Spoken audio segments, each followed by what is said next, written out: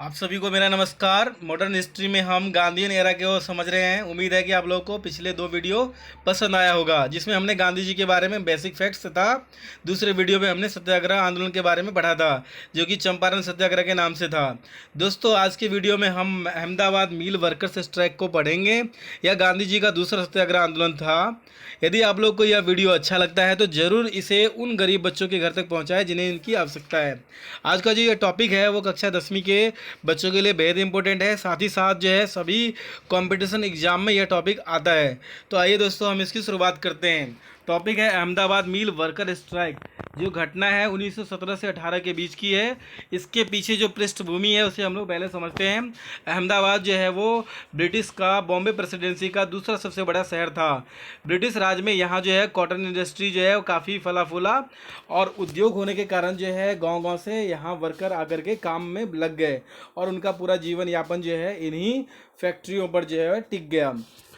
1917 में अचानक से क्या हुआ कि यहाँ पर जो है वो प्लेग जो है वो बड़े ही तीव्रता से फैल गया। अगस्त आते आते इसकी भयावह हो गई, आज के कोरोना की तरह। लाखों की संख्या में लोगों की मृत्यु होने लगी। परिणाम यह हुआ कि देखते ही देखते अहमदाबाद की 10% आबादी जो है वो ख़त्म हो चुकी थी। ठीक है, 10% आबादी जो है वो यहाँ की ख़त्म हो चुकी थी। उसके बाद जो है लगातार मृत्यु से कर्मचारी का पलायन शुरू हो गया। कॉटन टेक्सटाइल के कई कर्मचारी जो है अपने अपने घर को पलायन होना शुरू कर दिए। एक तरफ लोगों की मृत्यु एवं दूसरी तरफ जो है बहुत सारे लोग बीमार होते रहे। टेक्सटाइल के मालिक ने क्या किया, वर्कर की रोकने के लिए प्लेग बोनस देना शुरू कर दिया। किसी किसी मालिक ने तो यहाँ तक कि बोनस का जो परसेंटेज है वो दिन बोनस का मतलब समझ रहे हैं कि अगर कोई 10,000 रुपये कमा रहा था तो उसे 8,000 रुपये बोनस एक्स्ट्रा मिलता था। तो इस कारण जो है बढ़े हुए सैलरी के कारण जो है बहुत सारे कर्मचारी जो है वो अपने पलायन को रोके और वो वापस काम में लग गए। धीरे धीरे क्या हुआ कि प्लेग जो है वो अब अपना रुख बदला, और प्लेग जो है वो फैलना कम हो गया, और जनवरी 1918 आते आते जो है यह प्लेग बीमारी पूरी तरह से खत्म हो चुका था। तो परिणाम यह हुआ कि टेक्सटाइल मिल के मालिकों ने क्या किया कि प्लेग बोनस देना बंद कर दिया। इस कदम से वर्कर जो है वो काफ़ी नाराज हुए। परिणाम यह हुआ कि मालिक और वर्कर बोनस की मांग करने लगे। वर्कर क्यों मांग करने लगे? क्योंकि सभी को पता होगा था, और इस युद्ध में कई जान माल गए थे, और इसके कारण जो है पूरे विश्व में महंगाई काफ़ी बढ़ गई थी।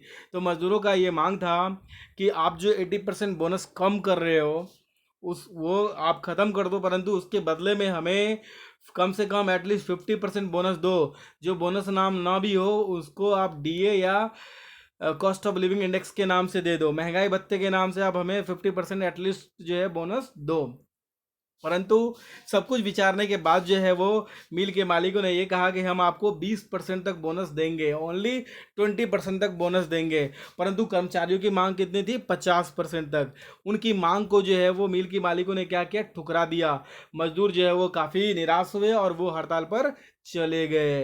परंतु स्थिति काफ़ी सही थी मालिकों के लिए। उन्होंने क्या किया? मुंबई से वर्कर की भर्ती करना शुरू कर दिया। उन्होंने कहा जिसे नहीं आना है मत आओ। ऐसी स्थिति में जो है मजदूर वर्ग जो है वो काफ़ी नाराज हुए। अब वो जो है चिंतित होकर के जो है अनसुईया साराबाई से जाकर के वो मिलते हैं। उस समय जो है मिल यूनियन के जो अध्यक्ष है उनकी बहन थी अनसुईया साराबाई। अनसुईया साराबाई जो है बहन होने के नाते जो है इस मामले को खुद सुलझाना उचित नहीं समझा, इसलिए उन्होंने इस मामले को जो है गांधी जी के पास रेफर कर दिया। अब देखिए गांधी जी की जो की इस आंदोलन में भूमिका आती है वह यह है कि गांधी जी है अहमदाबाद आते हैं और उन्होंने एक ट्रिब्यूनल बनाया, और ट्रिब्यूनल बनाने के जरिए उन्होंने सोचा कि हम बातचीत के द्वारा जो है मीर मालिकों से समझौता कर लेंगे। 22 फरवरी 1918 को जो है वार्तालाप के दौरान जो है यह निर्णय हुआ कि मील मालिकों ने ये कहा कि हम आपको 20% वेतन जो है बढ़ाएंगे, उसके अलावा हम कुछ नहीं देंगे। जिस मजदूर को नौकरी छोड़ना है वो छोड़ सकते हैं। गांधी जी ने इसके बाद जो है डीपली केस स्टडी किया, और उसके बाद जो है उन्होंने कंपनियों की स्थिति को भी स्टडी किया, और इस नतीजे पर आया कि मजदूरों को कम से कम जो है वो 35% बोनस जो है वो मिलना ही चाहिए। गांधी जी ने मजदूरों को हड़ताल पर जाने के लिए कहा, और गांधी जी के बातों से मजदूर काफ़ी प्रभावित थे, और इसलिए जो मजदूर है वो हड़ताल पर बैठ गए। हड़ताल कई दिनों तक चलता रहा। उसके बाद क्या हुआ कि कई दिन बीत जाने के बाद जो है, जो गरीब लोग बैठे हुए थे हड़ताल पर, उनके लिए जो है रोज़मर्रा के खर्चे को पूरा करना मुश्किल हो गया। इसीलिए उन्होंने क्या किया, धीरे धीरे अपना हड़ताल ख़त्म करके वापस काम पर जाने लगे। देखते ही देखते गांधी जी के सपोर्ट में या उस गांधी जी के विचारों से प्रभावित होकर के जो लोग भी आंदोलन में खड़े थे, उनकी भीड़ जो है वो कम होने लगी। कारण इसके दो थे। पहला कारण यह था कि मजदूर जो थी उनकी गरीबी, और दूसरा कारण यह था कि गांधी जी खुद जो है वो रईसी तरीके से रहते थे। क्योंकि गांधी जी वकील थे, बैरिस्टर की पढ़ाई करके आए थे, तो वो कोट पैंट और कार में चलते थे उस समय तक। तो गांधी जी ने यह देखा कि जो लोग मजदूर जो है वो हड़ताल पर बैठे हुए हैं, और उनके मन में कहीं ना ये ख्याल आ रहा होगा कि गांधी जी केवल कार से आते हैं और सुनवाई करके चले जाते हैं। तो गांधी जी ने क्या किया, ऐसे समय में गांधी जी बिल्कुल भी नहीं लड़खड़ाए, और अब हम सभी जानते हैं गांधी जी का दो ही रास्ता था, सत्य और अहिंसा। उन्होंने यह ठान लिया कि मजदूरों को 35% वृद्धि सैलरी दिला करके ही वो दम लेंगे। अब वो भी खुद भूख हड़ताल पर बैठ गए।